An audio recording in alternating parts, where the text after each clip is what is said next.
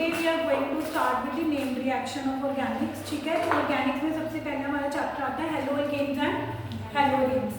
तो halo alkane and हेलोजेन्स की सबसे इंपॉर्टेंट नेम्ड रिएक्शन है सबसे पहले स्वार्ट्ज रिएक्शन। स्वार्ट्ज रिएक्शन का पर्पस था किसी भी क्लोरो को फ्लोरो में कन्वर्ट करना। अब ऑब्वियसली अगर आप क्लोरो की जगह फ्लोरो लेके आना चाहते हो तो आप कोई भी F वाला सॉल्ट डालोगे। तो F वाला कौन कौन सा सॉल्ट डाल सकते हैं? AgF, H3O, या तो क्या होगा कि फ्लोरीन Cl की जगह पे चला जाएगा, Cl Ag के पास आ जाएगा। तो हमारे पास प्रोडक्ट में जब क्लोरो की जगह फ्लोरो आ जाएगा तो फ्लोरोइथेन बनता है। तो आप जरूरी नहीं है कि एग्जाम में आपको डायरेक्ट स्वार्ट्ज रिएक्शन लिखनी आएगी। कल को आपको सिंपली कन्वर्जन भी आ सकती है कि कन्वर्ट क्लोरोइथेन टू फ्लोरोइथेन। तो अगर आप ऐसे कन्वर्जन देख रहे हो कि जहाँ पे आपको क्लोरो को फ्लोरो में कन्वर्ट करने के लिए बोला गया है तो आपको कौन से सॉल्ट से याद आने चाहिए? AgF, H3O या SDF3। So this reaction is named as Schwarz reaction and it is one of the halogen exchange method क्योंकि इसमें halogen exchange हो रहे हैं। ओके, सेकेंड रिएक्शन, बस मैं रिएक्शन तुम लिख भी रहे हो? Are you guys writing? जो लिख रहे हैं फटाफट लिखो ताकि so that we can quickly do all the reactions.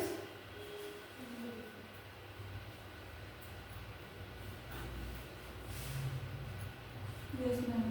The next reaction is Finkelstein.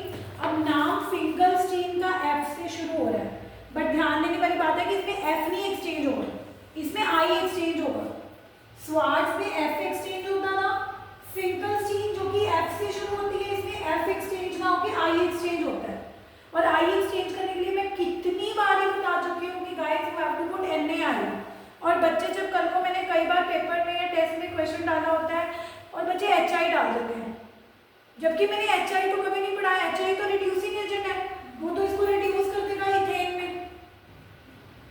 जरूरी नहीं है कि अगर आपको I लेके आना है तो आप कुछ भी I वाला डाल सकते हो। अगर कुछ भी I वाला डाल सकते होते तो पर्टिकुलरली फिंकलस्टीन रिएक्शन क्यों होती? तो जब मैंने इतनी बार बता रखा है कि फिंकलस्टीन रिएक्शन में भी only put NaI in the presence of acetone, तो I किसकी जगह पे चला जाएगा? Cl की जगह पे, और हमारे पास आयोडोइथेन बन जाएगा और Na उसका Cl ले लेगा। So this is the second reaction halogen exchange वाली फिंकलस्टीन, जिसमें आयोडीन एक्सचेंज किया जाता है। एंड मोस्ट इंपॉर्टेंटली मैंने क्वेश्चन एग्जाम में भी डाला था in one of the test, बच्चे HI डाल रहे थे। Guys let me tell you, अगर बाय चांस HI डला हुआ हो, एक मैंने क्वेश्चन डाला था कि what will be the product form if you know the chloroalkane is treated with HI। तो बच्चों ने क्या किया था? Cl की जगह पे I लगा दिया था। Cl की जगह पे I सिर्फ तब जाता है अगर NaI डालें। HI डालेंगे तो HI तो रिड्यूसिंग एजेंट है। रिड्यूसिंग एजेंट कौन होते हैं? जो हाइड्रोजन देते हैं। अगर CH3 CH2 Cl को हाइड्रोजन मिलेगा तो वो CH3 CH3 इथेन में रिड्यूस हो जाएगा। H देने से it will reduce to ethane. This was one of the option. बच्चों ने इथेन को क्लिक करने की जगह आयोडोइथेन पे क्लिक किया हुआ था। आयोडोइथेन तो सिर्फ तब मिलता अगर हम कौन सा सॉल्ट डालेंगे? NaI, and that too in the presence of acetone. In that case I will go in the place of Cl and you are going to get iodoethane plus NaCl। Third हमारी reaction आती है Borodin हंजिकर reaction. Borodin हंजिकर reaction एक step down conversion भी है, क्योंकि इसमें starting में 2 carbon होंगे तो बाद में 1 ही कार्बन रह जाएगा। So the third reaction is borodine Hunziker reaction, which is a step down reaction। हम इसको step down क्यों कहते हैं? क्योंकि अगर आप रिएक्शन में देख रहे होंगे हम 2 कार्बन वाला कार्बोक्सिलिक एसिड दे रहे हैं CH3 COOAg और इसमें क्या डालते हैं? Br। एक Br तो Ag ले जाएगा, कार्बन डाइऑक्साइड ने उड़ना ही उड़ना है CO2 की फॉर्म में। तो जब ये Br CH3 को मिलेगा तो ऑब्वियसली जो हमारा ब्रोमोमीथेन जो प्रोडक्ट बना है it has 1 carbon less than the original.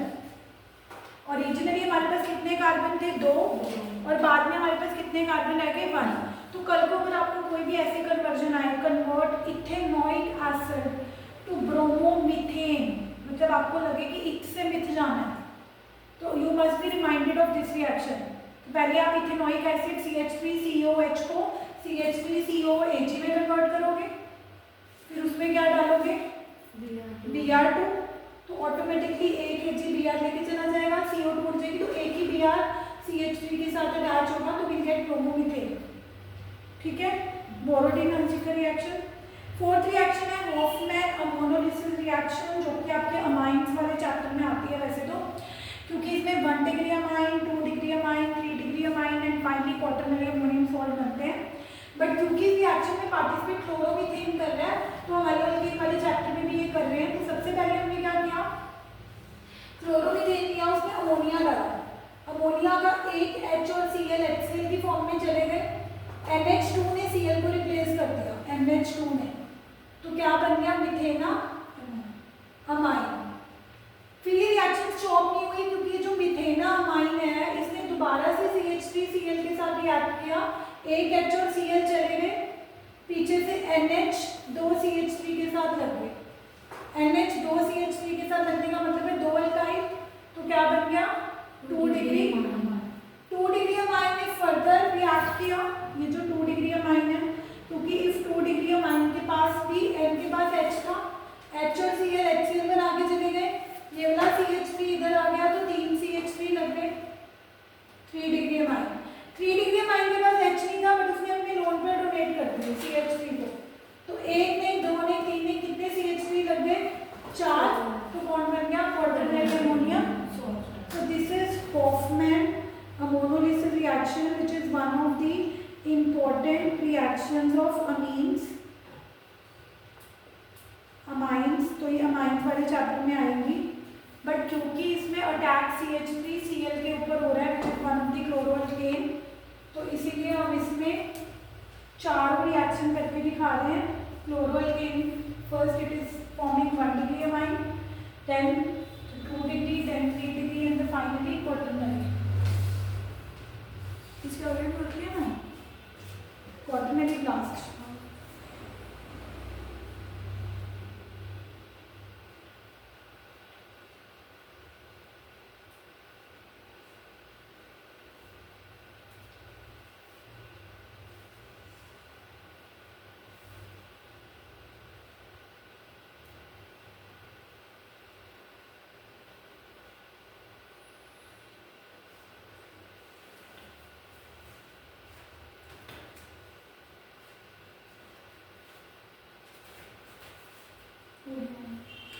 There is a Bourbon-Simonon reaction. Bourbon-Simonon reaction में बोरोडीन-हंजिकर रिएक्शन की तरह CH3COAG लेते हैं, बट Br2 की जगह I2 लेते हैं। इस केस में क्या होता है, स्टेप अप, यानी कि इसमें कार्बन बढ़ जाएंगे, क्योंकि आप इसमें CH3COAG के 2 मॉलिक्यूल लेते हो, तो CH3CO एक मॉलिक्यूल में से निकल के आ जाता है, एक CH3 दूसरे मॉलिक्यूल में लेके निकल के आ जाता है, तो एस्टर बनते हैं।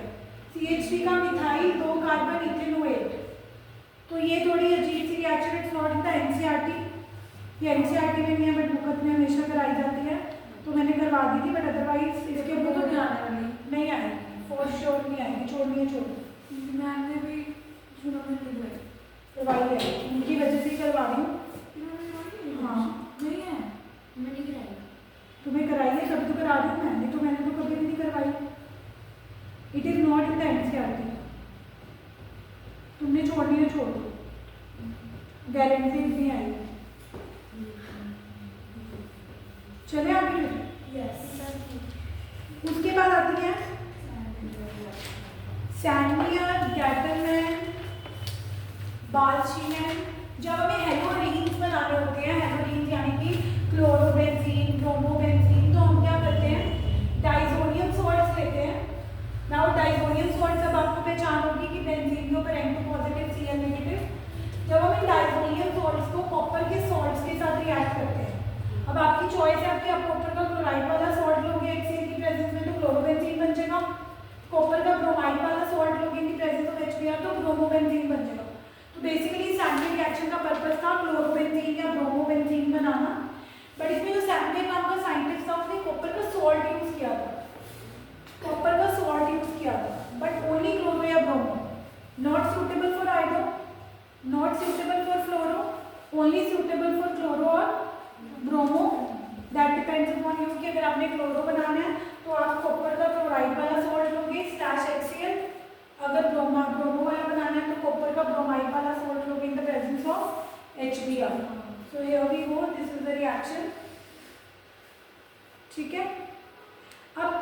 नाम का साइंटिस्ट है गैटरमैन। अब गैटरमैन बहुत चालाक था, उसने देखा कि कॉपर के सॉल्ट तो मिलते ही नहीं है, तो उसने क्या किया, एक बार एक्सपेरिमेंट करके उसने कॉपर के सॉल्ट की जगह कॉपर का पाउडर ले लिया और रिएक्शन हो गई। हियर इट गोज कि अगर आप इसी डाइसोनियम क्लोराइड के रिएक्शन में कॉपर का सॉल्ट डालेंगे, कॉपर का पाउडर सॉलिड फॉर्म में कॉपर का पाउडर लोगे तब भी रिएक्शन हो रही है। HCl की प्रेजेंस में करोगे तो क्लोरोबेंजीन बनेगा, HBr की प्रेजेंस में करोगे तो ब्रोमोबेंजीन बनेगा। And the name of this reaction is Gattermann. तो सैडमेन और Gattermann reaction are almost identical, ठीक है बेटा। ओनली डिफरेंस इज कि एक में कॉपर का सॉल्ट यूज कर रहे हैं और एक में कॉपर का पाउडर। /HCl करेंगे तो क्लोरोबेंजीन बनेगा, /HBr करेंगे तो ब्रोमोबेंजीन बनेगा। बट यहाँ पे तुम देख रहे होगे कि चाहे सैडमेन रिएक्शन है चाहे गैटरमैन रिएक्शन है, इसकी शुरुआत किससे हो रही है, बेंजीन डाइसोनियम। लेकिन बेंजीन डाइसोनियम क्लोराइड लेबोरेटरी में पड़े तो होते नहीं है, they have to be freshly, तो उसके लिए डाइसोडाइजेशन रिएक्शन आपको आनी चाहिए। डाइसोडाइजेशन रिएक्शन में हम क्या करते हैं, सबसे पहले हम एनिलीन लेते हैं। व्हाट इज एनिलीन, बेंजीन के ऊपर NH2 और इसको किसके साथ ट्रीट करते हैं, NaNO2+ और कंडीशन क्या दिया, ice cold condition 0 to 5 degree Celsius. Please write this reaction. Hello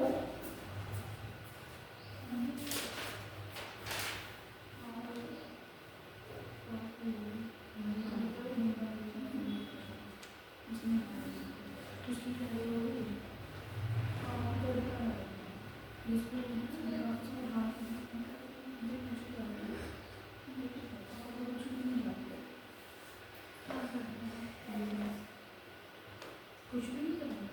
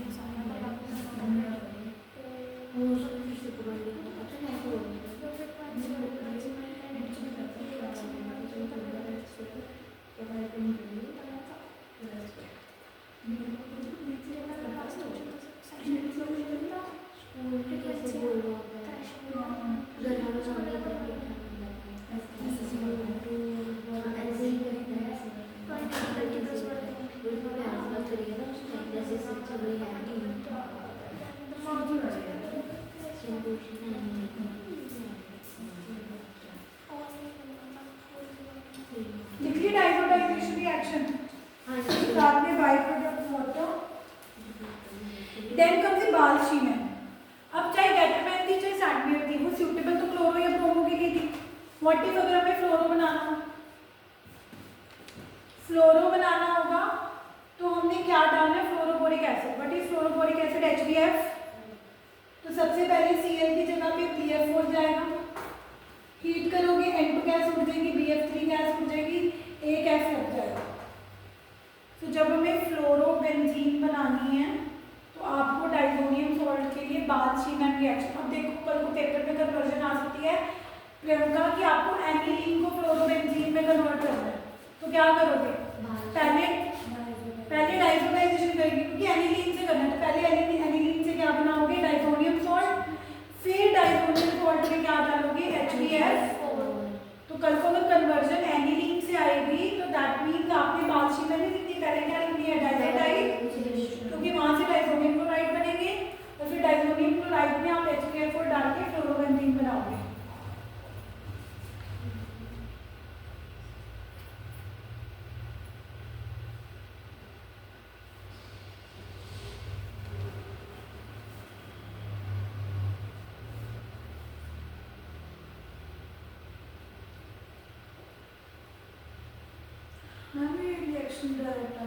नहीं, chances are very less.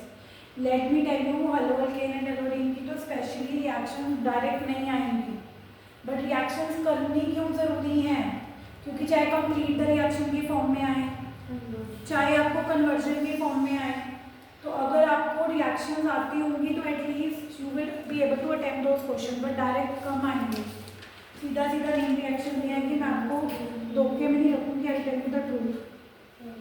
Then is the Dow's process. Dow's process is a reaction of chlorobenzene जिसमें हम NaOH डालते हैं। तो इसमें होता क्या है कि NaONA न्यूक्लियोफाइल Cl को रिप्लेस नहीं कर सकता, but in the temperature condition of 623 kelvin and 300 atmosphere.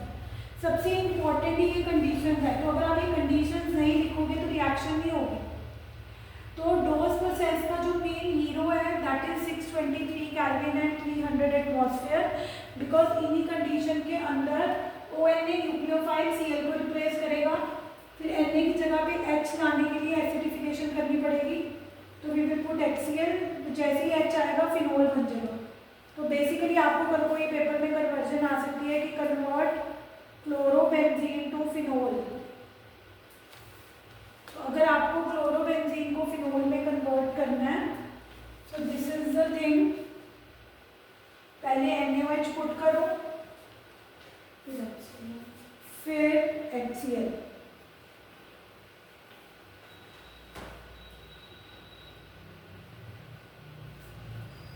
Done dose process. उसी एक्शन हम 11 से करते आए हैं कि ब्रोमो या क्लोरोमीथेन को जब 2 मॉलिक्यूल ऑफ सोडियम के साथ रिएक्ट करते हैं तो एक Na एक Br, दूसरा Na दूसरा Br लेके चला जाता है, अल्काइल डबल हो जाते हैं। अगर मिथाइल है तो 2 मिथाइल डबल होकर 2 कार्बन वाला अल्केन इथेन बन जाएगा। That is the purpose of Wurtz reaction, to form the even number of alkanes from the alkyl halides. एक कार्बन वाला अल्काइल हैलाइड्स होंगे तो एक और एक 2 हो जाएंगे, 2 वाला होंगे तो 2 से 2 4 हो जाएंगे। And this reaction is not suitable for odd number of alkanes. 11 पे कराई जाती थी तो 12 के परस्पेक्टिव से उतनी इंपॉर्टेंट नहीं है। So these were the main reactions of haloalkanes and halo. Now let's focus on the alcohols, phenols and ethers.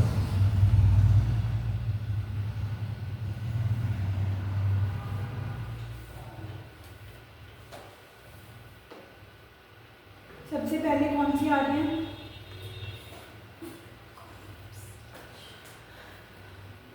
कोलबीज, liberty में डोज दोबारा आ गया ना, क्योंकि वहाँ पे क्लोरोबेंजीन की रिएक्शन थी, पर क्लोरोबेंजीन से बनता क्या था? फिनोल। तो अल्कोहल फिनोल ईथर में भी आ गई। ठीक है, चलो पहले कोलबीज देखते हैं। Alcohols, phenols and ethers. सबसे पहले कोलबीज। अब सबसे पहले Kolbe's reaction is reaction of phenol, but phenol नहीं शो कर सकते। फिनोल में अगर आप डायरेक्टली कार्बन डाइऑक्साइड डाल दोगे तो कार्बन डाइऑक्साइड को वो अट्रैक्ट ही नहीं कर सकता, क्योंकि फिनोल उतना अच्छा इलेक्ट्रोफिलिक सब्स्टिट्यूशन रिएक्शन शो करने में नहीं। तो सबसे पहले आपने क्या करना है, इसमें आपने NaCl डालकर यहाँ पे ONA मतलब H की जगह पे Na लेके आना। क्यों? क्योंकि जो सोडियम फिनोक्साइड आयन है it is very reactive as compare to phenol.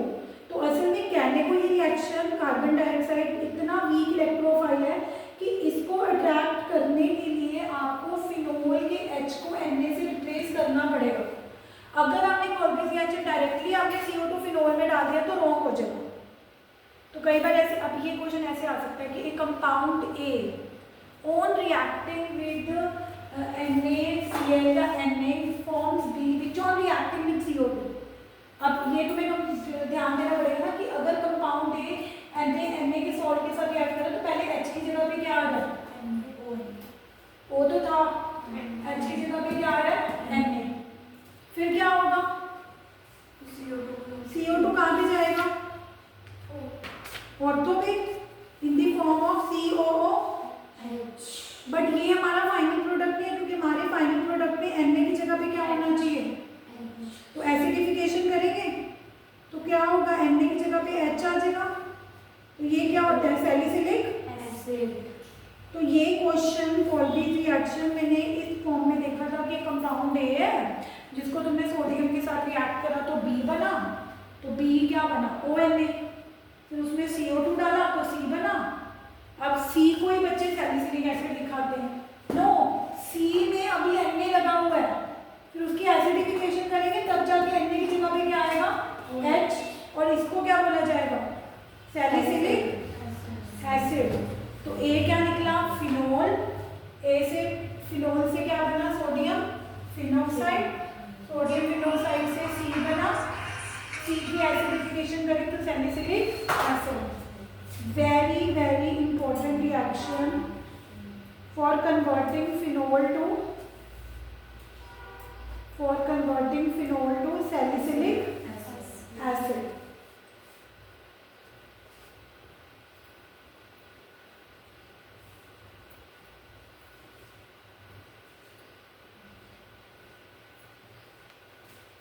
अब अगर इसी सैलिसिलिक एसिड में मैं एसिटाइल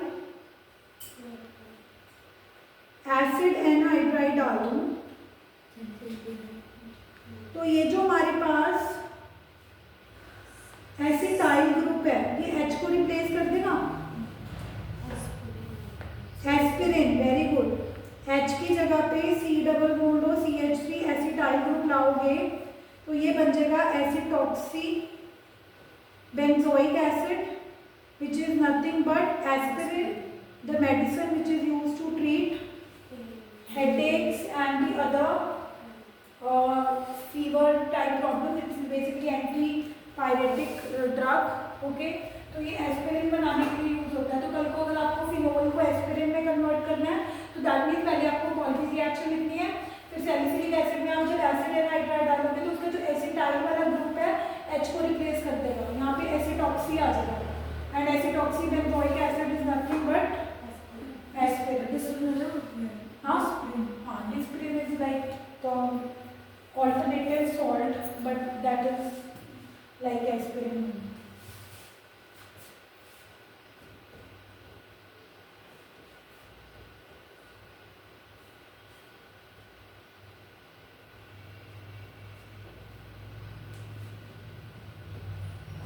Done?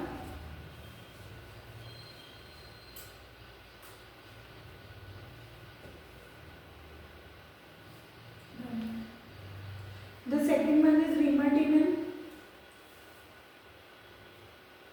Rimertimin में हम क्या करेंगे, again we start from phenol, but उसमें Na डाल के पहले उसका सोडियम फिनोक्साइड आयन वाला कंपाउंड सोडियम फिनोक्साइड, फिर इसमें क्लोरोफॉर्म डालेंगे तो क्लोरोफॉर्म ऑर्थो पे जाएगा, NaOH NaCl, यानी कि एक Cl Na ले गया, 2 Cl, फिर 2 NaOH डालेंगे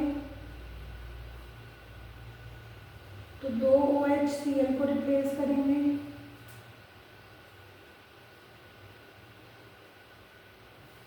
जिसमें से 2 OH एक ही कार्बन पे आना पॉसिबल नहीं है, वाटर एलिमिनेट होगा।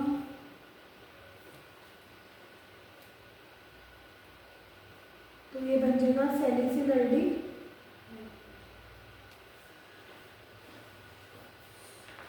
So if you want to convert phenol to salicylaldehyde, this is the reaction.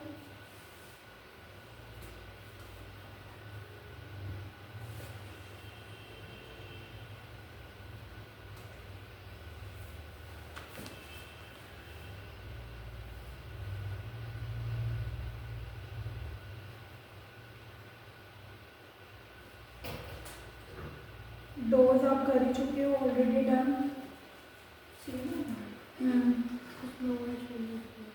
बस वही क्लोरोबेंजीन लेना है, NaOH डालना है in the presence of 623 kelvin है, तो Cl को Na रिप्लेस करेगा, एसिडिफिकेशन करोगे तो Na की जगह H लग गया,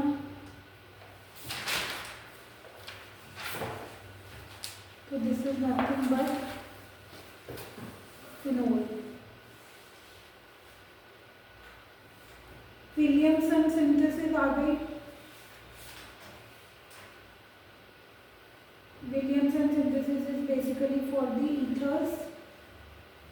विलियमसन सिंथेसिस में क्या करते हैं, एक अल्काइल के साथ ONA लगाते हैं,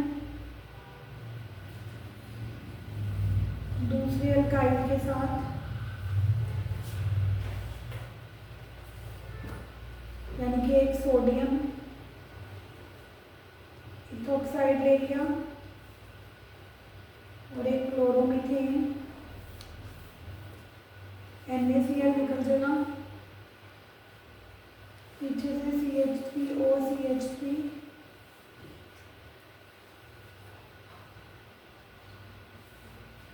so this is मिथॉक्सी। अब विलियमसन सिंथेसिस का एक बहुत फेमस क्वेश्चन आता है, that for preparation of tort butyl ethyl ether, tort sodium tort butoxide,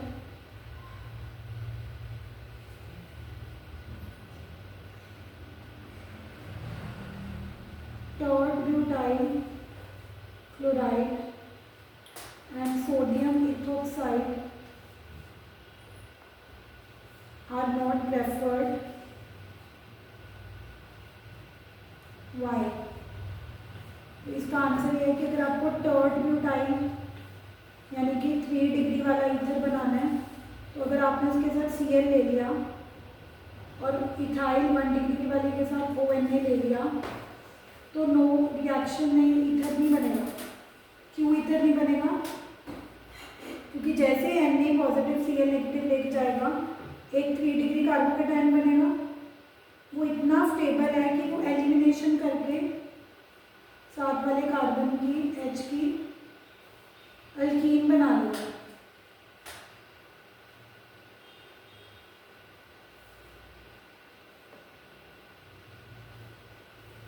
तो इस प्रॉब्लम को अवॉइड करने के लिए मैंने तुम्हें क्या बताया था कि कभी भी आपने जब भी 3 डिग्री वाला ईथर बनाना है, तो मान लो अल्काइल 3 डिग्री है, तो उसके साथ कभी भी Cl नेगेटिव मत लगाना, उसके साथ ONA लगाना। क्योंकि अगर आप 3 डिग्री वाले के साथ ONA लगाओगे तो वो प्रॉब्लम कभी नहीं आएगी, क्योंकि Cl जो है वो तो आपने 1 डिग्री वाले के साथ लगाया, तो कार्बोकेटायन तो 1 डिग्री वाला बन गया। 1 डिग्री कार्बोकेटायन बने उसमें कोई प्रॉब्लम नहीं है। प्रॉब्लम क्या होती है जब 3 डिग्री पे कार्बोकेटायन बनते हैं, तो हम 3 डिग्री कार्बोकेटायन बनने ही नहीं देंगे। कैसे नहीं बनने देंगे कि जब भी हमने विलियमसन सिंथेसिस करनी है तो हमें पता है कि एक रिएक्टेंट के साथ हमने ONA लगाना है, एक के साथ हमने क्या लगाना है Cl। तो विलियमसन सिंथेसिस ने यही समझाया था that whenever you have to form tert butyl 3 degree वाला, उसके साथ Cl मत लेना, उसके साथ क्या लेना ONA, क्योंकि जब Na पॉजिटिव जाएगा तो नेगेटिव चार्ज O के ऊपर आएगा, 3 डिग्री वाले के ऊपर तो ना नेगेटिव चार्ज आएगा ना, तो रिएक्शन होने में कोई प्रॉब्लम नहीं होगी, सिंपल हमारे पास ईथर बन जाएगा।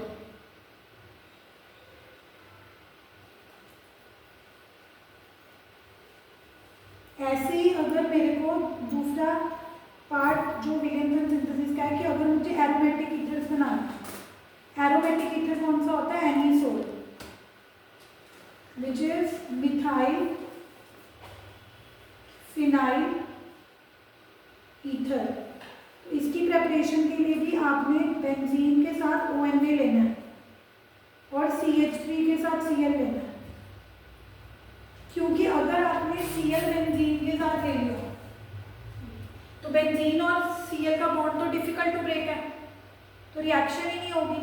तो आपने कौन कौन से ईथर्स को बनाते हुए विलियमसन सिंथेसिस में कॉशियस रहना है। एक तो टॉर्ट ब्यूटाइल ईथर वाले में कि टॉर्ट ब्यूटाइल के साथ कभी भी Cl नहीं लेना, उसके साथ ONA लेना है, और जो 1 डिग्री वाला है उसके साथ Cl लेना। ऐसे ही अगर आपको एरोमेटिक ईथर बनाना है, that means one of the alkyl is benzene, तो आपने अब बेंजीन के साथ ONA ले लेना है। बट अगर मान लो तुमने कैसा ईथर बनाना, ये मैंने एक बार असर्शन और रीजन में ये क्वेश्चन देखा था कि अगर तुम्हें ऐसा ईथर बनाना हो जिसके दोनों साइड ही एरोमेटिक है, तो विलियमसन सिंथेसिस प्रेफर नहीं कर सकते, क्योंकि विलियमसन सिंथेसिस ने बोला था कि जहाँ पे एक साइड बेंजीन हो उसके साथ Cl मत लेना, दूसरे वाले अल्काइल के साथ क्या ले लेना, Cl। बट अगर दोनों साइड ही फिनाइल है, ना तुम इसके साथ Cl ले सकते हो ना तुम, तो ऐसे डाइफिनाइल ईथर के लिए विलियमसन सिंथेसिस प्रेफर, ये असर्शन में था क्वेश्चन, कि असर्शन लिखा हुआ था that for the preparation of diphenyl ether Williamson synthesis can't be preferred, और इसका कुछ रीजन दिया हुआ था। तो अब बच्चे को विलियमसन सिंथेसिस आती है लेकिन वो ऐसा असर्शन रीजन कर ही नहीं पाएगा, उसको लगेगा पेपर मुश्किल आ गया। बट जिसे डीप अंडरस्टैंडिंग करी हुई है कि विलियमसन सिंथेसिस जब हम ऐसे एरोमेटिक ईथर के लिए प्रेफर करते हैं तो बेंजीन के साथ Cl नहीं ले सकते। पर अगर दोनों साइड ही क्या लगी होंगी, फिर तुम्हें एक के साथ तो क्या लेना पड़ेगा, Cl, बट वो हम ले नहीं सकते। तो ऐसे ईथर के लिए हम विलियमसन सिंथेसिस प्रेफर ही नहीं करेंगे। ठीक है, तो हमने कितनी रिएक्शंस कर ली, कॉल्बीज होगी, हीमर-डीमेन-डॉस, विलियमसन सिंथेसिस होगी। उसके बाद आपको acidic strength of phenol and alcohol, ये नेम रिएक्शन नहीं है, पर जब आप चैप्टर पढ़ोगे तो one of the important chemical property होती है कि अल्कोहल्स भी एसिडिक होते हैं, फिनोल्स भी, but phenols are more acidic than Y. ये सारा मैंने पूरा इसका इलाबोरेटिव नोट्स में दिया हुआ है, तो आप पढ़ लेना why the acidic strength of phenol is more than alcohols. Lucas test मैंने आपको अभी बताया था कि हमारे पास 1 डिग्री 2 डिग्री और 3 डिग्री अल्कोहल्स को डिस्टिंग्विश करने के लिए। तो लुकास टेस्ट क्या है, अगर आपके पास 1 डिग्री अल्कोहल है उसमें आप लुकास रिएजेंट डालोगे रूम टेम्परेचर पर तो नो रिएक्शन, और अगर हमारे पास 2 डिग्री है ZnCl2 डालोगे in the presence of HCl, उल्टा लिख दूँ मैं, HCl पहले लिखेंगे, ZnCl2, तो ClH की OH की जगह पे आएगा, पर टर्बिडिटी कितनी देर में आएगी, 5 हाँ, तो यहाँ पे turbidity will appear in around, और अगर हमारे पास 3 डिग्री अल्कोहल होगा तो HCl डालेंगे तो इमीडिएटली OH की जगह पे क्या आ जाएगा, Cl, तो turbidity will appear immediately. Then in alcohol Lucas test के बाद मैकेनिज्म्स हैं कि अल्कोहल की डिहाइड्रेशन करते हैं तो इथीन बनता है। तो पहले प्रोटोनेशन होती है, deprotonation last step, first step protonation होती है, अल्कोहल प्रोटोनेटेड हो जाएगा, यानी कि अल्कोहल के OH के साथ अगर एक H और लग जाएगा तो कितने H हो गए, अल्कोहल में कितने OH होते हैं, एक OH होता है ना, अगर तुमने उसकी प्रोटोनेशन कर दी मतलब एक H और आ गया, तो O के साथ कितने H लग गए, 2, तो स्टेप 2 में ये वाटर बना के चले जाएंगे H2O। तो जब H2 हो जाएगा पीछे से पॉजिटिव चार्ज किसके ऊपर छोड़ के जाएगा, कार्बन पे, तो जब कार्बन के ऊपर पॉजिटिव चार्ज बनता है तो उसको क्या बोलते हैं, कार्बो। तो स्टेप 2 क्या हो गया, फॉर्मेशन ऑफ कार्बो। स्टेप 3 में कार्बोकेटाइन क्या करेगा, अपना पॉजिटिव चार्ज दूर करने के लिए क्या कर देगा, डीप्रोटोनेशन, यानी कि साथ वाले कार्बन का H हटा देगा और बीच में क्या आ जाएगा, डबल। करके दिखाओ मैकेनिज्म, नहीं सफिशिएंट आज के लिए, ठीक है। तो अब हमने कौन से चैप्टर की नेम रिएक्शन शुरू करनी है, एल्डिहाइड्स, कीटोन्स, और अगर तुम्हें aldehydes, ketone and carboxylic acid की नेम रिएक्शन जो मैंने वीडियो बनाई है उसी को सुन लो, क्योंकि उसमें मैंने मोस्टली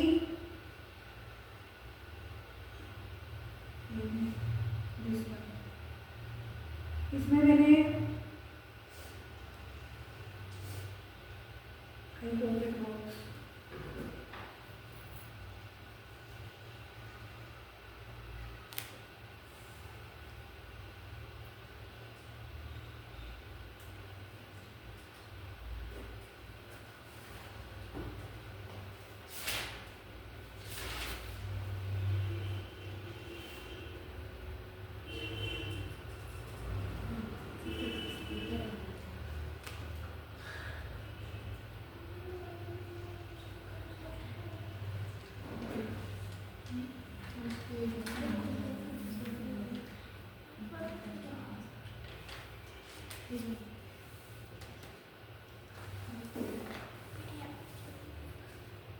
तो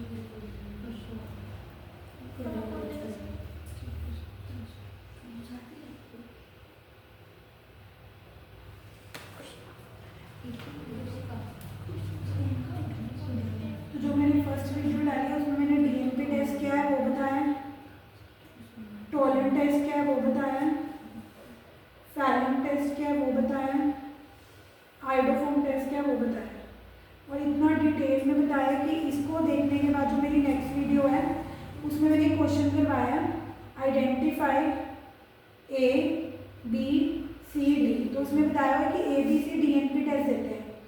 तो जिनको डीएनपी टेस्ट पता होगा उनको पता लगेगा कि ए बी सी में कार्बोनिल कंपाउंड है, क्योंकि डीएनपी टेस्ट सिर्फ वही कंपाउंड देते हैं जिनके अंदर कौन सा कंपाउंड होता है, सी डबल बॉन्ड हो। अब सी डबल बॉन्ड हो तो एल्डिहाइड्स में भी होता है और सी डबल बॉन्ड हो कीटोन में भी होता है। तो उसके लिए फर्दर इन्फॉर्मेशन दी हुई है कि ए और बी टोलन टेस्ट देते हैं। तो अगर ए और बी टोलन टेस्ट देते हैं मतलब ए और बी क्या होंगे, एल्डिहाइड्स। और गिवन है कि सी और डी टोलन टेस्ट नहीं देते, तो सी और डी क्या हो सकते हैं, या तो कीटोन्स या तो कार्बोक्सिलिक एसिड।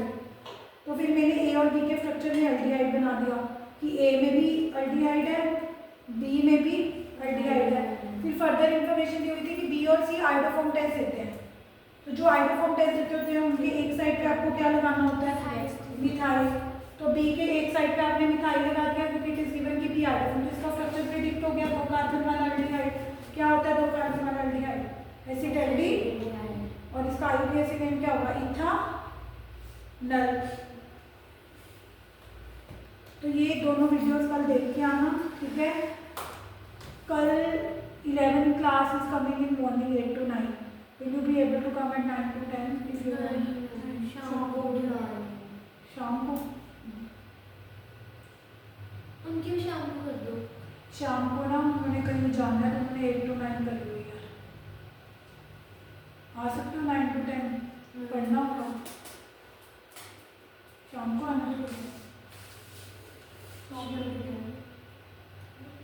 शाम को कितने बजे, 4:30। ये जल्दी बात करो, 3:30 बजे। 4:30 चलो 4:30। अगर करना है तो भी और नेम रिएक्शन पूरी कंप्लीट हो जाती है आज। नींद आ रही है सुबह मुझे कर देते हैं। ये ना मैं पीडीएफ भेज रही हूँ, सुनो।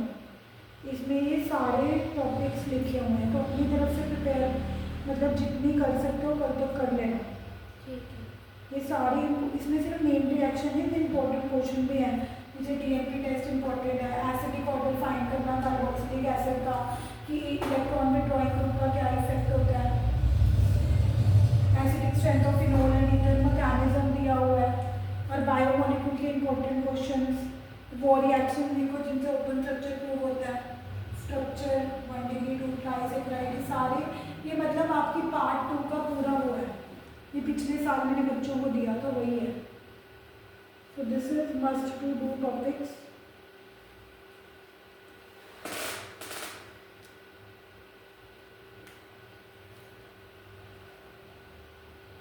Then color 4:30. Then आप जाओ फिर अगर नहीं करना। ये क्या मतलब है? मतलब if you are tired क्योंकि अभी टाइम पर जो 5:30 हुए हैं 15 मिनट्स और करने हैं, तो मैम आज 4:30 शुरू हुई है।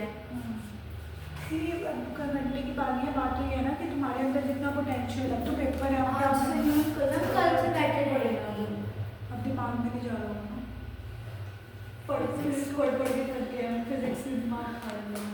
चलो मैंने पीडीएफ सेंड कर दिया, हो गई। और मेरी वीडियो देखो, ये तुम्हारे लिए बना रही हूँ। बाय।